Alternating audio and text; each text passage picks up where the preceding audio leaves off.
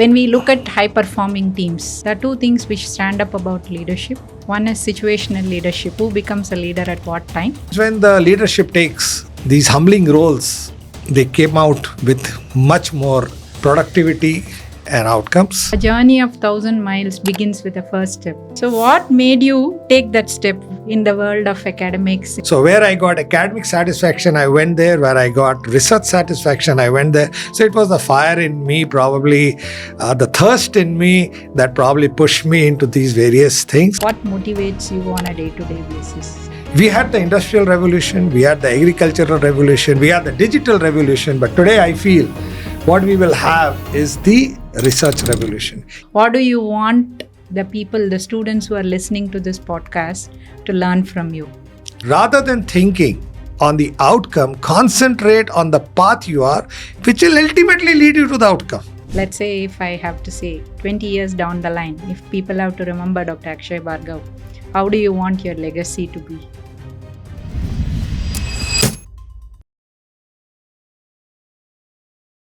Hi friends, nice to meet you on another episode of Santosh MedCast.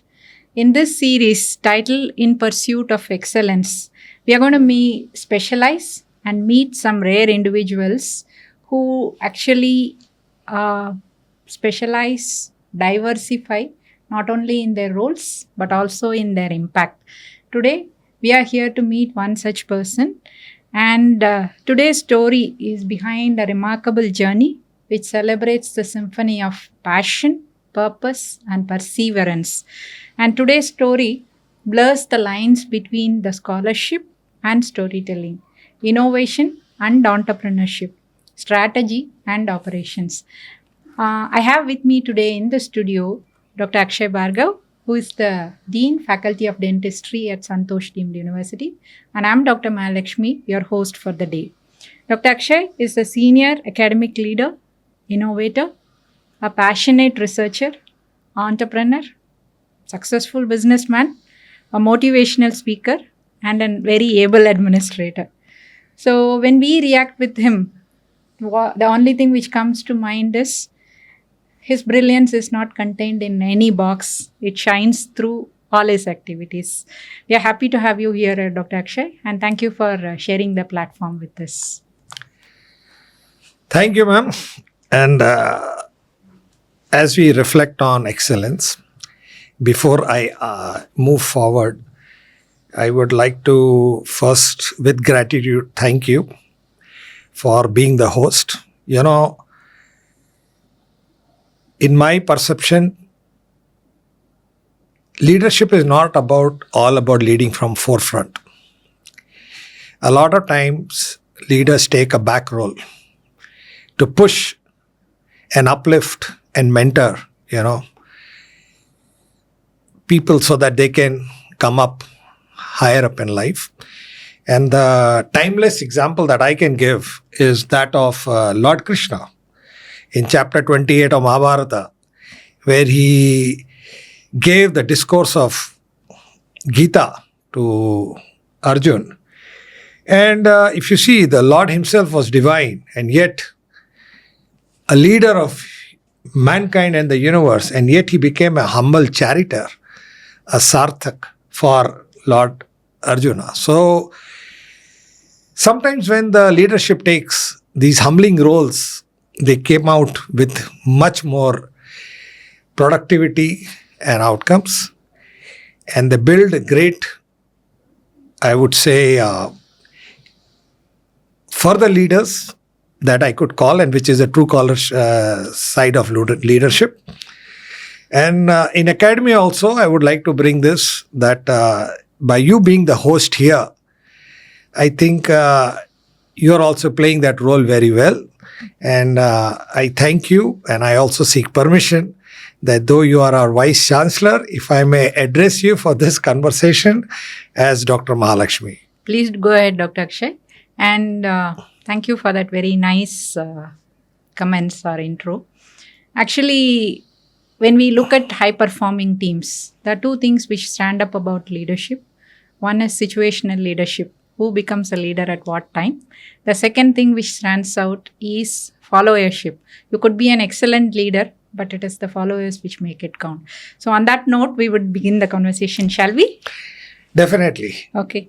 So they say that a journey of 1,000 miles begins with a first step. So what made you take that step in the world of academics, in the world of innovations and research?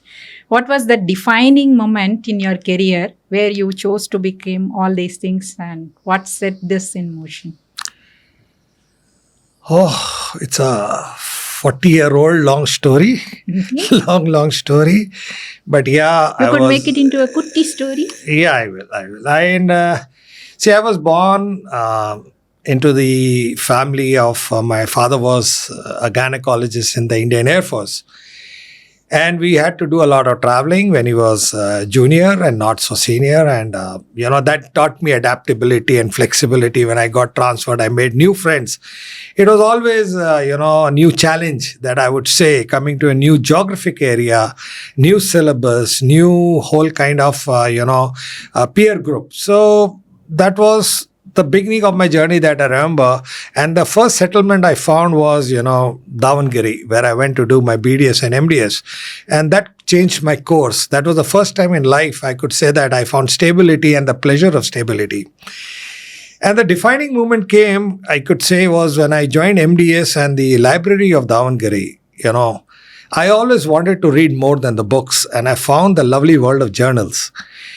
And the journals was a word where, I could go into the references, see where has come from where, and kept digging deep into it. And it was a fantastic, beautiful world. It's like a dream, I would say. And that made me get into the love of academia, to be very honest. And then followed by, my stint with DRDO, meeting those selfless scientists, seeing their innovative spirit, their dedication, their love for the motherland, their eagerness to contribute to the nation.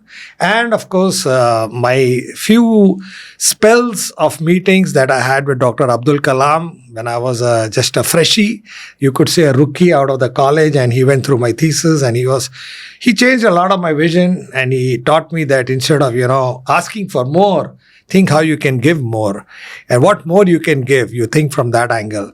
And these are a few things. And then, of course, to be technically describing myself, I'm let's say a researcher by heart. You could say clinician by thought. And you could say genetically, I'm an administrator. So now, to fulfill all this, I had to take different facets of life. I had to move into, so where I got academic satisfaction, I went there. Where I got research satisfaction, I went there. So it was the fire in me, probably the thirst in me that probably pushed me into these various things. And of course, marriage is a, big changer. And my wife, Dr. Renu, is like the rock of Gibraltar, and she allowed me to spread my wings and move into the direction that I could, because you need somebody like me, you need somebody stable at home to manage. So I would say it's a accumulation of a lot of factors where in the end, you land up, if you work sincerely for all of them. And well, that's in short, you could say, a story cut down. Yeah, that's a very impressive story. Actually, in a world where diversifying is frowned upon, there are very few individuals who actually adapt to change, and change which is so very constant. That brings me to the other question when you are talking about fire. There are many people, actually, when we were growing up, they always say, always be the catalyst, never ever become the substrate. But unless you put, it is not spontaneous combustion which matters. It is that you need to put yourself on fire. That is what I think I believe in, and that is what many people say. So what keeps your fire going? What motivates you on a day-to-day basis? I think, Dr. Mahalakshmi, I did answer partly, but I will make it more elaborate. See, coming from a defense background now, every 1 year when you are transferred, see, if in Karnataka, you go to Maharashtra. From Maharashtra, you go to Jorhat, Assam. Now, it's a total, see the cultural change I'm talking about. And everybody has got their groups, everybody's got their friends. So what do, you try and adapt and you become flexible, like I said. But one thing, if you'd say, keeps my fire alive is the challenge that I used to face. I had no other choice but to accept those challenges, move ahead, and the spirit to imbibe, to learn was always growing. I always wanted, कहते ना, दे दिल मांगे more. So it was always like that. I wanted more and more of skill and, let's say my capabilities to enhance. And that kept my passion alive. So you could say the challenges were the igniting factor and the passion was you could say, the fuel to ignite them. So that was a perfect fire, I would say. Okay. The thing is, you wear many hats, Dr. Akshai, on your day-to-day life, from what I've seen for a very short time also. So how do you manage to pull it off all? How do you manage your time, the energy, the focus across so many diverse areas? What personal practices or philosophies help you? It's not a one philosophy, but to again make it for this talk and conversation, I think what is important is rational thinking. And most important is, the quest to keep growing doesn't end. But I have to control that. I have to control the fire, I would say, that come on now, don't take up multiple things, don't take up too many things, because there are so many ideas bubbling, so many things you want to change, you want to do. So what I would say, for me, the challenge would be, to a certain extent, the life balance, life-work balance is something that I feel. But yes, in the end, what keeps you really wearing the different hats is, if you really want to do something, you constantly want the results also to come fast. So you want to do, and it's always in your mind. You don't feel tired. In fact, you feel energized when you see the outcome. And it gives you a more impetus to work further. So it's basically boundary management. Can I say that? Okay. Well put. Yeah. Well put. The other thing is, having talked so much about your passion and fuel and what keeps you going, no? How do you pass it on to your junior faculty and your students? You are heading the dental college in our university. So how does this translate into practices for our dental college? Is that an appropriate question to ask? No, it's a very appropriate question. But, people like me, we thrive on creativity. We thrive on challenges. The mundane things don't excite us. The routine things become boring for us. We don't mind doing it, because that's also something that you have to do when you get up in the morning. But at the end of the day, what really starts us is the challenges. So in Santosh Dental College, I'll take a few minutes to elaborate. We technically feel that we have also reinvented ourselves. We feel that the way India today is emerging, it's going to be the next era that we have, is a revolution that we are going to see, is going to be in research. We had the industrial revolution, we had the agricultural revolution, we had the digital revolution, but today I feel what we will have is the research revolution. If you have the research acumen, if you have the analytical mind to do research, you're going to be like God. And taking that as our USP, we are nurturing a bed of, creating the future researchers, scientists, and innovators. We have a Santosh Startup Forum with us, where we cultivate and breed, you could say, the future innovators of India. And technically, I feel, as a principle, my motto is that, education and research and training. If you look at the holy grail of wisdom, it is your training and research.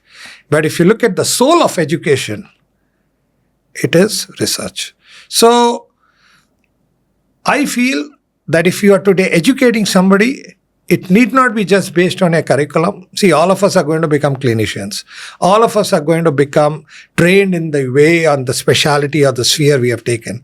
But development of a curious mind, igniting the soul, is something that we feel, and I think to a large extent, we have given that responsibility to our faculty, and we are growing day by day. We are very impressed with your interns research training program also. Thank Maybe you. in some other forum we will have a time to talk about it. But that's very nice. But having told all these things, what is the key message you want to give to the next generation? What do you want the people, the students who are listening to this podcast to learn from you? I think the same cardinal principles that their parents, that their grandparents, and all of us keep telling. There is no substitute for hard work, perseverance, your discipline, your faith in yourself, gratitude to everything that you've got in life, and of course, the love for your nation. If you have these principles in the right place and you build any foundation with this, you will succeed. See, I don't think we should. In this generation, what I find is when I talk to the students, they want the outcomes first. It's like, why are you doing this? Because I want to become rich. Why are you doing this? Because I want to become successful. And I feel you have to do something. The thing should be, I want to teach. What do you want to do? That is not coming. What I want as an outcome should be an offshoot. So technically, I feel you should, rather than thinking on the outcome, concentrate on the path you are, which will ultimately lead you to the outcome. It is an offshoot. But if you just start thinking, it is going to lead you to frustration. So all these 5-6 cardinal principles that I've told you, I think they are very, very pertinent in imbibing the right character to be what you want to be, wherever you want to be, however you want to be. So that's the secret sauce. And that brings us again to that question what we started with, no? We were talking about Bhagavad Gita. A lot of people misinterpret the sloka in Bhagavad Gita as that don't wait for the outcomes, look at the process. If your process is all right, outcome is automatically going to come. I said it's all ancient mythology and principles. I started my sentence with that. Nothing new that I'm saying, but yes, you have to profoundly believe in it. Yes. Excellence is what we do repeatedly, right? It's a habit, not a virtue, right? And now that we have spoken to you so much and we have kind of scratched the surface of what is Dr. Akshay Bhargava, we would like to kind of think about the next one when we talk about excellency and excellence. What is that you want to be remembered for? Let's say if I have to say 20 years down the line, if people have to remember Dr. Akshay Bhargava, how do you want your legacy to be? Like you said, a man with many hats, a researcher with a heart, thoughts as a clinician, and a mentor, a philosopher, and a guide to all his colleagues and his faculty.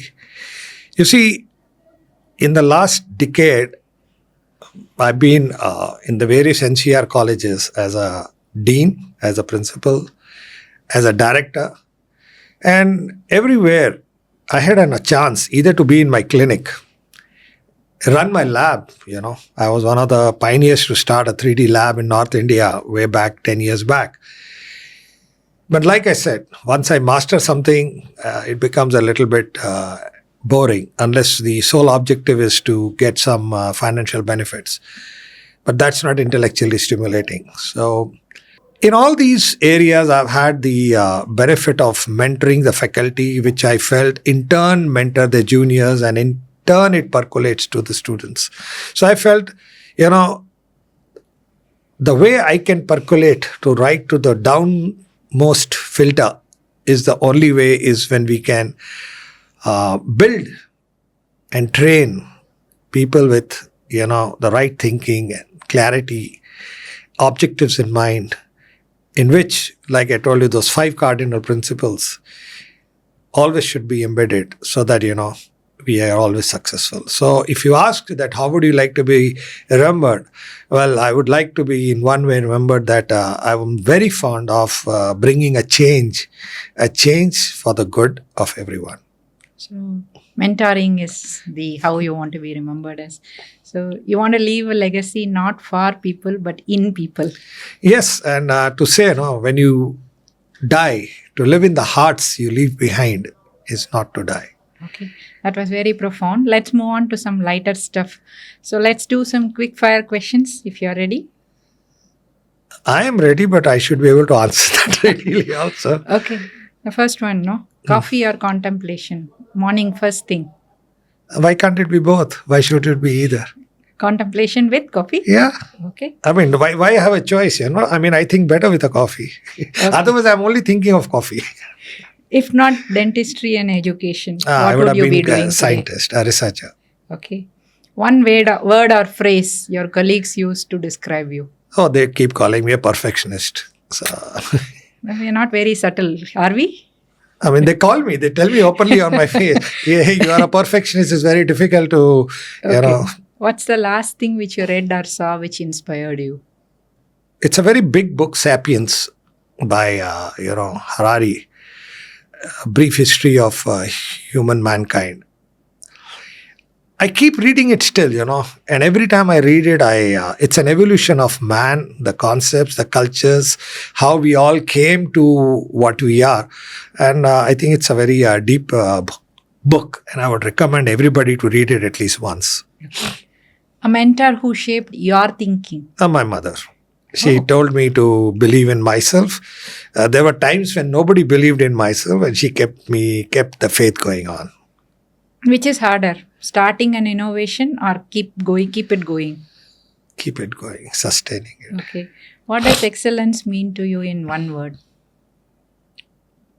Perseverance. Okay. If you could gift yourself one skill, what would it be? I would like to learn the saxophone. Saxophone. Yeah. That's a nice one. Okay. What's your definition of life well lived? Balanced life. Work-life balance? Work-life balance. That's in the good. end, you should have no regrets. Okay. Hey, you read that Steve Jobs book, after achieving so much. You should, achievements are there, but it should not be only during, when you go from here, you should still feel very happy. Yes. Okay. That was a very happy note to end the conversation. Your journey, Dr. Akshay, reminds us that excellence is not a fixed point. It's something which keeps evolving as we grow. And it is not like how we are. It is how we show up, how we lead, and how we inspire others. That was indeed very nice conversation. And I would like to tell our listeners, that you've just heard a man who doesn't chase titles. He's a person who chases growth, he chases integrity, and I think he chases outcomes and impact. So let his story be a spark which ignites the fire in all of us. And until next time, when we meet another series of this excellence, in pursuit of excellence series as part of our podcast, I would wish you keep striving, keep growing, and keep believing in yourself. It's your host, Dr. Mahalakshmi, signing off for Santosh MedCast in pursuit of excellence series.